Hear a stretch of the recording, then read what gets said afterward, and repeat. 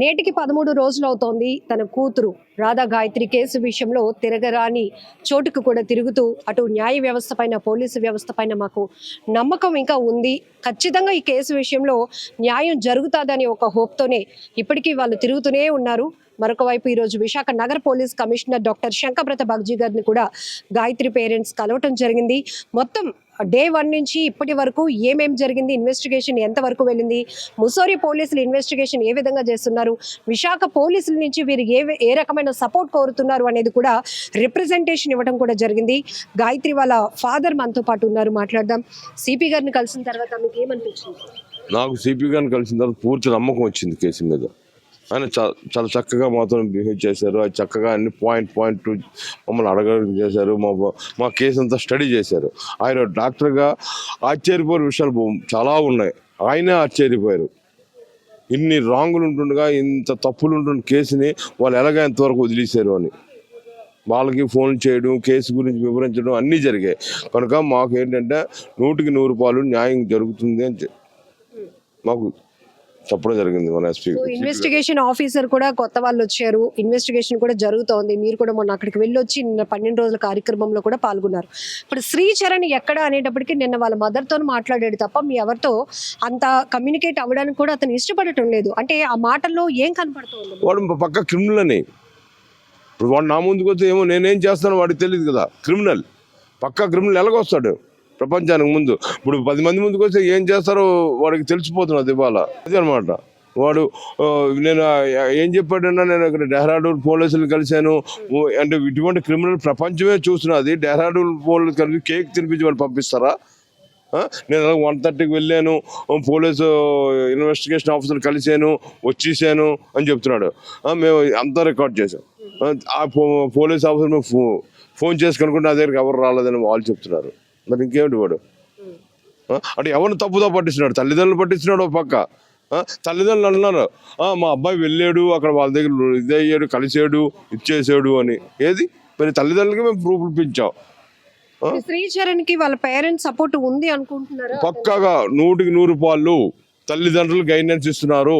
అటు లాయర్ని పెట్టారు, ఉన్నారు క్రిమినల్ లాయర్ గైడెన్స్ తోనే అంతా వైజాగ్ విజయనగరం పోలీసులు అందరినీ వాళ్ళు తప్పుదో పట్టించారు. నిన్న పాప 12 రోజుల కార్యక్రమానికి వచ్చిన తర్వాత శ్రీచరణ్ వాళ్ళ పేరెంట్స్ మీరు ఏదో కిడ్నాప్ చేశారు అనే ఎలిగేషన్స్ వస్తున్నాయి. ఇదేనండి కిడ్నాప్ చేయడం. మా సాంప్రదాయం ప్రకారం మా ఊర్లో మా అమ్మాయి అంత్యక్రియలు చేసాము. వాళ్ళు తల్లిదండ్రులు మా సాంప్రదాయం ప్రకారం ఏంటంటే ఆడపిల్లకి అత్తమామలు చేయాలి ఏదైనా కార్యక్రమం.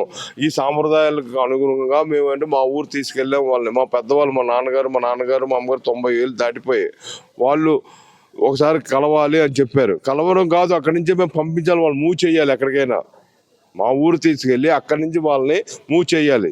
లాస్ట్ ఆ రకంగా మేము పట్టుకెళ్ళాం తప్ప వాళ్ళని కిడ్నాప్ చేయడం ఇచ్చేయడం. వాడిది మొదటే క్రిమినల్ బ్రెయిన్. వాళ్ళ అమ్మ అతను క్రిమినల్ బ్రెయిన్ కూడా ఎలాగ ఆలోచిస్తారు చెప్పండి? మేమేదో వాళ్ళ అమ్మగారు ఏదో ఫోన్ నెంబర్ ఇలాగా మామయ్య గారి ఇంటికి వెళ్తున్నాం అని చెప్పేసరికి వాడు ఏం చేశాడు? ఏకదం కిడ్నాప్ కేసులు పెట్టి ఆ పోలీసులు ఇబ్బంది పెట్టాడు, అందరిని పెట్టాడు. మరి క్రిమినల్కి ఎలాగ బ్రెయిన్ తట్టుతుంది చెప్పండి మీరు? ఒక క్రిమినల్కి, ఒక హంతకుడికి ఎలాగ బుర్రలో ఆలోచనలు వస్తాయి? తప్పుడు ఆలోచనలు వస్తాయి. మరి వాడు ఏం చేశాడు? ఇటు వైజాగ్ పోలీస్ కమిషనర్ని ఇబ్బంది పెట్టాడు, అటు విజయనగరం ఎస్పీని అందరినీ ఎటు జెండా ఇచ్చేసాడు, అలర్ట్ చేశాడు. నిన్న శ్రీచరణ్ మీతో ఒకలా మాట్లాడాడు, మీ మిస్సెస్ తో ఒకలా మాట్లాడాడు, వాళ్ళ అమ్మతో ఒకలాగా మాట్లాడాడు. ఇప్పుడు ఎక్కడ ఉన్నాడు అని అనుకుంటున్నారు మీరు? ఏమో మరి. నేను నిన్నటి వరకు అయితే వైజాగ్ అనుకుంటున్నాను తప్ప వాడు సెల్లన్నీ స్విచ్ ఆఫ్ చేశాడు. వాడు కాళ్ళనే ఏంటో ఎంక్వైరీ చేద్దామన్నా వాడు 3-4 సెల్లలు మెయింటైన్ చేస్తున్నాడు.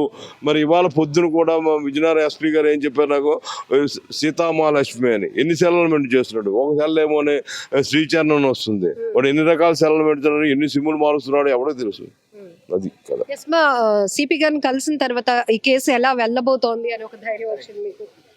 ఒకటైతే కరెక్ట్ అక్కడ ఏంటంటే ఉత్తరాఖండ్ పోలీస్ డిపార్ట్మెంట్ ఎలా అయితే సపోర్ట్ ఇస్తున్నదో మాకు ఇక్కడ ఇన్సిడెంట్ అక్కడ జరిగినా కూడా మాకు ఇక్కడ ఏంటంటే సిపి గారిని కలిసిన తర్వాత బాగ్జీ గారిని మాకు పూర్తి నమ్మకం వచ్చింది. ఇక్కడ ఏంటంటే ఆయన చెప్పడం జరిగింది, ఇక్కడి నుంచి మాకు ఏ విధమైన హెల్ప్ కావాలన్నా కూడా విశాఖపట్నం పోలీస్ డిపార్ట్మెంట్ నుంచి సిపి గారు సపోర్ట్ చేస్తా అన్నారు.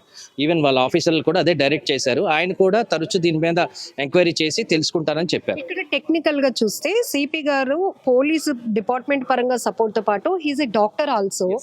ఇప్పుడు అక్కడ జరిగిన వెంటనే, ఘటన జరిగిన వెంటనే శ్రీచరణ్ ఏదైతే చెప్పాడో లో బీపీ ఉందనో లేకపోతే రెడ్ వైన్ తాగారనో ఇట్లా అట్లా ఇవి మీరు సిపి నోటీస్ కి తీసుకొచ్చినాక ఆయన ఏం చెప్పారు అసలు? ఇక్కడే లాజిక్ ఉంది. ఇది ఏంటంటే మెడికల్ హిస్టరీ అర్థమైన వాళ్ళకి తెలుస్తుంది కాబట్టి సిపి గారు ఫస్ట్ మెడికల్ ఆఫీసర్, తర్వాత ఐపీఎస్ అవడం జరిగింది కాబట్టి ఆయన అది చదివిన తర్వాత పోస్ట్ మార్టం అది ఏదైతే ఆ రిపోర్ట్లో చదివారో, హిందీలో రాసింది చదివారో, ఇక్కడ క్లియర్ కట్గా అడిగారు అనమాట. మీకు ఏదైనా బాడీ చూపించారా, ఏం జరిగింది అసలు ఈ స్టేట్ ఆఫ్ కండిషన్స్లో లో బీపీ కాదు హై బీపీ కదా రావాలి అంటే ఆయన చదువుకుంటున్నారు, ఆ స్టేట్మెంట్ చదువుతున్నారు, ఆయన చదువుకుంటున్నారు, మాకు చెప్తున్నారు, అక్కడ అడుగుతున్నారు. సో ఇక్కడ మాకు చెప్తూను అక్కడ అడుగుతూ వాళ్ళకి గైడెన్స్ ఇచ్చారు. ఏంటి ఉత్తరాఖండ్ పోలీస్ డిపార్ట్మెంట్కి గైడెన్స్ ఇచ్చారు, ఇలా చేస్తే మీకు వేరంగా కేసు తేలుతుంది, మీరు ఏదైనా డాక్టర్ పర్యవేక్షణలో మీరు చేస్తే ఇంకా మీకు అక్కడ రాసిన పాయింట్స్ అంటే for suppose forensic lab CPR చేసేవాడు ఏం చూశాడు, ఎలా చూశాడు, అలా ఒక్కొక్క పాయింట్ ఆయన డీకోడ్ చేశాడు వైజాగ్ సిపి గారు. సో ఇలాంటిది అక్కడ కూడా జరుగుతుందని మేము ఇప్పటి నుంచి ఆశిస్తున్నాము. అండ్ ఇప్పుడు మేము ఏదైతే అనుకుంటున్నామో ఇటు విశాఖపట్నం సిపి గారు, అటు Visakhapatnam police department, Uttarakhand police department కలిసి నాకైతే నమ్మకం ఉంది. ఇప్పుడు నాకు నమ్మకం వచ్చింది, పూర్తిగా విశ్వాసం వచ్చింది. లైక్ ఓకే, డిపార్ట్మెంట్ ఇన్వాల్వ్ అయిన తర్వాత ఖచ్చితంగా ఇది pure and transparent investigation process లో జరుగుతుందని నాకు నమ్మకం వచ్చింది.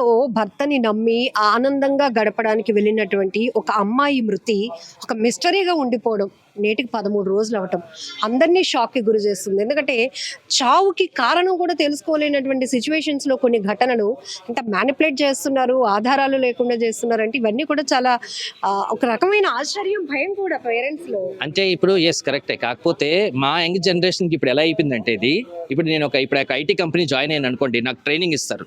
ట్రైనింగ్ ఇచ్చిన తర్వాత నన్ను ఫస్ట్ ఎగ్జిక్యూటివ్ అంటారు, తర్వాత జూనియర్ లెవెల్ అంటారు, తర్వాత నేను నా ఎక్స్పీరియన్స్ బట్టి సీనియర్ అలా వస్తుంది. ఇక్కడ కూడా ఈ కేసులో కూడా అలాగే డీకోడ్ చేసుకోవచ్చు.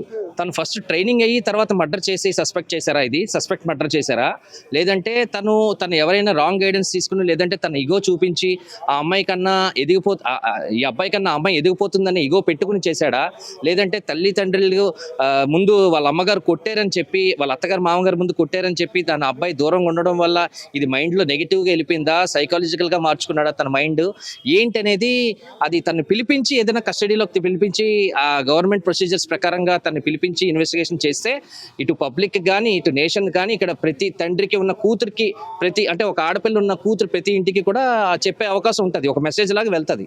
ఇప్పుడు అలానే అది కాకుండా తను ఏది పడితే చేసేసి చిన్నపిల్లల్లా మాట్లాడి మా అమ్మగారిని కిడ్నాప్ చేశారు, మా నాన్నగారిని కిడ్నాప్ చేశారు అని చెప్పి ఏదేదో చేసేసి సిపి గారు అదే చెప్తున్నారు, ఏంటో నాకేం అర్థం అవ్వలేదు, రాత్రి కిడ్నాప్ చేశారంటున్నారు, కానీ ఇక్కడ చూస్తే మీరు 12th డే అంటున్నారు. ఇప్పుడు ఏంటంటే మాది అనుమానాస్పదంగా ఉన్నప్పుడు అనుమానాలు రేజ్ అయినా అవ్వకపోయినా ఆ పర్టికులర్ పర్సన్ తో ఉన్న వాళ్ళని ముందు అదుపులోకి తీసుకొని విచారణ చేస్తారు. కానీ మనకి ఇక్కడ వైజాగ్ లో ప్రత్యక్షమయ్యాడు ఆ వ్యక్తి. ఇప్పుడు ఇది ఎలా అయిపోయిందంటే లా అండ్ ఆర్డర్ వేరు, ఇప్పుడు మళ్ళీ అది లీగల్ వేరు. ఇప్పుడు తను లీగల్ డిఫెన్స్ చేసుకోవడానికి లీగల్ని అప్రోచ్ అయ్యారు, ఎందుకంటే నిన్న ఒక లీగల్ లాయర్ మాట్లాడడం జరిగింది అక్కడ.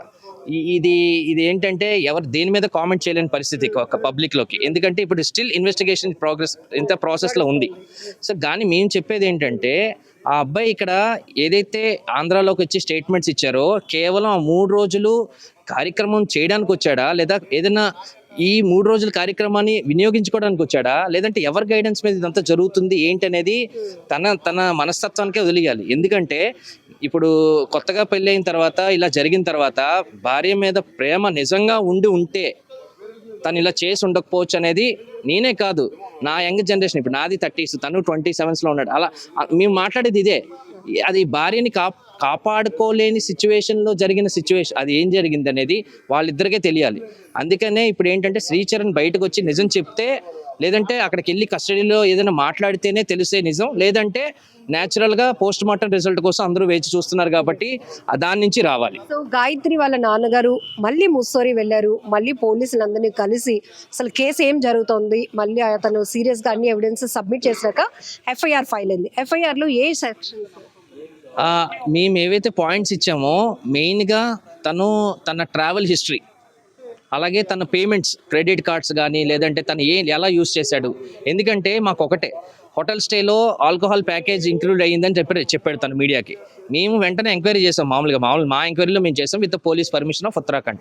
కానీ అక్కడ ఏం జరుగుతున్నది, అక్కడ క్లియర్గా చెప్తున్నారు, మేము ఎందుకు ఇస్తామండి ఆల్కహాల్, మేము ఇవ్వము, ఎవరికైనా రూమ్ ఇస్తాం, వాళ్ళు ఏదైనా తెచ్చుకుని అక్కడ ఏదైనా చేస్తే పార్టీలు గట్రా చేసుకుంటే పర్మిషన్ ఇస్తాం, అది కూడా దానికి ఒక టైం లిమిట్ ఉంటుంది. సో ఇక్కడ హోమ్ స్టే వేరు, హోటల్ స్టే వేరు, ఇది హోమ్ స్టే, మాది హోమ్ స్టే. సో మేము అలాంటివి సప్లై చెయ్యము.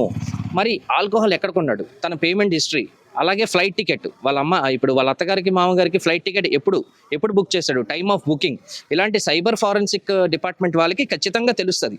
ఇది నాకు తెలిసి ఉత్తరాఖండ్ ఇప్పుడు ఇన్వెస్టిగేషన్ ఆఫీసర్ దీంట్లో దిట్టమని చెప్పేసి మేము విన్నాము, ఆయన కూడా చెప్పడం జరిగింది.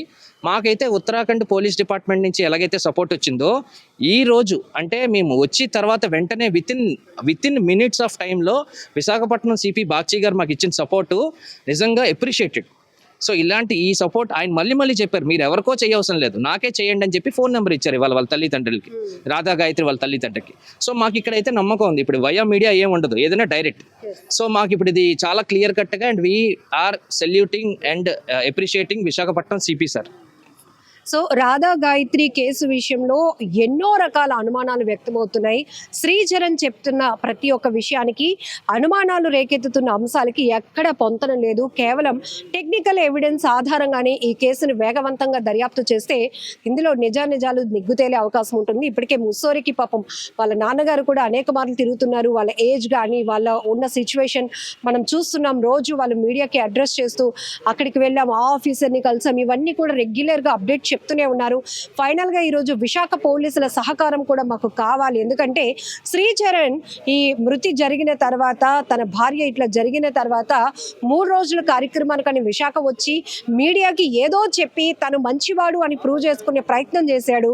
అంతే తప్ప భార్య పైన ప్రేమ, భార్య కార్యక్రమాలు నిర్వహిస్తున్నాం కాబట్టి భర్తగా బాధ్యతగా పాల్గొనలేదు అనేది కూడా ఇప్పుడు గాయత్రి వాళ్ళ కుటుంబ సభ్యులు కానీ పేరెంట్స్ కానీ చెప్తున్నమాట. ఏది ఏమైనా డాక్టర్ శంకరప్రత బాగ్జీ గారు విశాఖ నగర పోలీస్ కమిషనర్ని కలిసిన తర్వాత మాకు ఒక ధైర్యం వచ్చింది. ఆయన నుంచి కూడా కొన్ని ఇన్పుట్స్ మాకు వచ్చాయి. సో ఈ కేసుని ఇక వేగవంతంగా ముందుకు తీసుకువెళ్ళడానికి అవసరమైన సహకారం విశాఖ పోలీసుల నుంచి మాకు వస్తుంది. అలానే ప్రభుత్వం కూడా మాకు ఈ కేసు విషయంలో న్యాయం చేయాలని కూడా రాధా గాయత్రి పేరెంట్స్ అయితే కోరుతున్నారు.